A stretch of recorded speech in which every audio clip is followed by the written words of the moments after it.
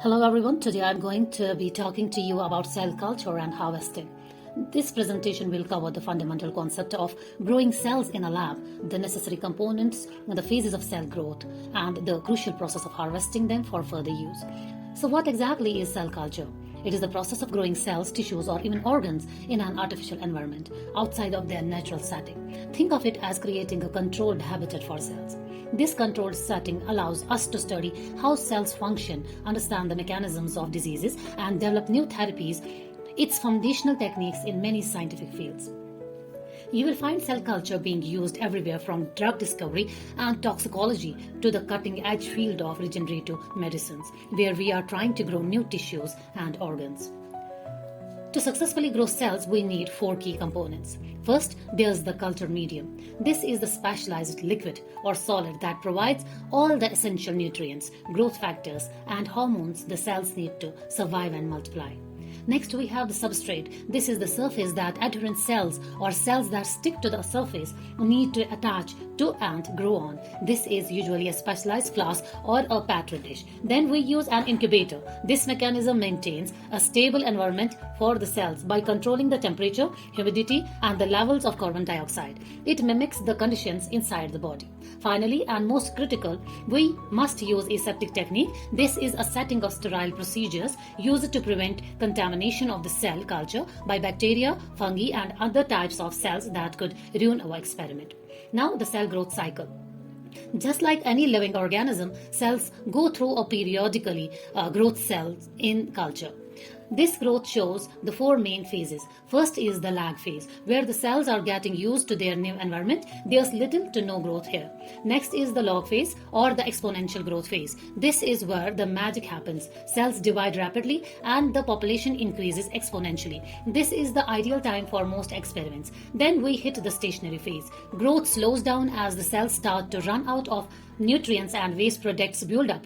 The number of new cells equal to the number of dying cells. Finally, we have the death phase where cells' viability decreases and the population decline because the environment can no longer support them. Now, the dioxic growth curve.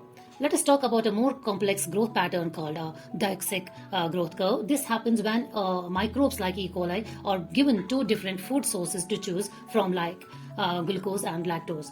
The curve has 2 distinct growth phases. The first phase shows rapid growth as the cells consume the preferred sugar, which is glucose. Once the glucose is used up, growth temporarily stops. Then there's a small lag phase while the cells switch their metabolic machinery to be able to consume the second, less preferred sugar, that is lactose. The second growth phase begins as they start to use the lactose, and the curve rises again. The growth here appears in the graph. This slide visualizes what I just explained. The graph plots the number of cells of the y-axis against time on the x-axis. You can see the steep rise of the first log phase and the cells used glucose. Then the curve flattens out during the first lag phase as they switch gears.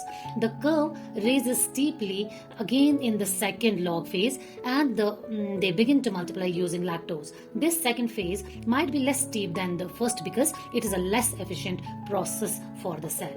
This 2-humped curve is a classical example of catabolite repressions, where the presence of the preferred sugar, glucose, inhibit the use of second one, that is lactose.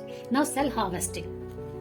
Once cells have grown, we often need to detach them from their flask or separate them from the solution. This process is called cell harvesting. It is a critical step that allows us to perform several actions like transferring cells to new flasks, checking their cell count and viability, or preparing them for experiments like Western blots or flow cytometry. This process is also known by other names like passaging or subculturing. Now, methods of cell harvesting.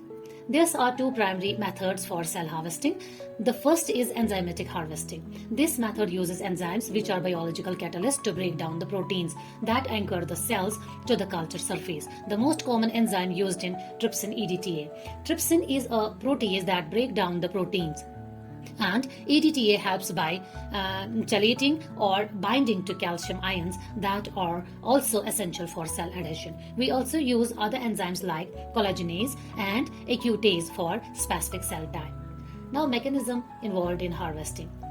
mechanical mechanism which is involved in harvesting. The second method, which uses physical force to detach cells instead of enzymes. The most common tool for this is a cell scraper, which physically scrap the cells from the surface of the flask. Another method is vigorous vortexing or pipetting, which works well for cells that don't adhere strongly or for cells that are already in suspension. However, this can be damaging to more delicate cells. Now, detailed steps for trypsinization. Here's a step-by-step guide to the most common enzymatic method, that is trypsinization. First, we aspirate the old culture medium and rinse the cells. Then we apply the trypsin EDTA solution to the flask and gently rock it to make sure all the cells are covered. We then place the flask in the incubator for a few minutes. This is the incubation step. It's important to check under a microscope to ensure the cells are detaching properly.